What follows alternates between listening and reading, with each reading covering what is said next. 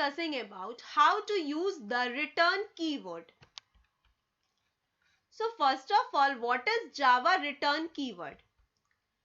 Java return keyword is used to complete the execution of a method. The return followed by the appropriate value that is returned to the caller.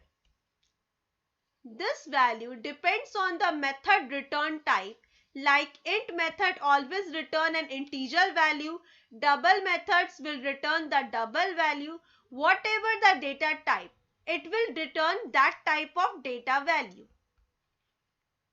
Here are some points to remember. It is used to exit from the method. It is not allowed to use return keyword in void method because void method means not return type. The value passed with return keyword must match with return type of the method. Let's see an example how to utilize the return keyword in Java.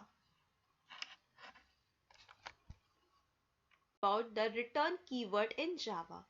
We all know that return keyword is used to return some value in Java. Let's discuss it. First of all, we can create a class, public class return example1, and inside the return example, we just write a method that is int display, and which int display it just returns some value which is of integer type because the return type is int here. And then we just write public static void main string args, and inside the method we write the return example e is equals to new return example e. Here return example e is an object of that class, and just simply call the method that is e.display. And what happened here? E.display return the value 10 here. Let's see it. First of all, we just saved it and then executed.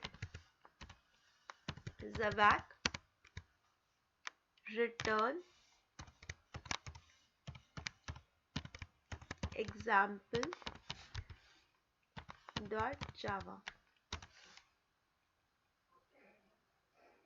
See, it will compile successfully. Let's execute it. Java return example.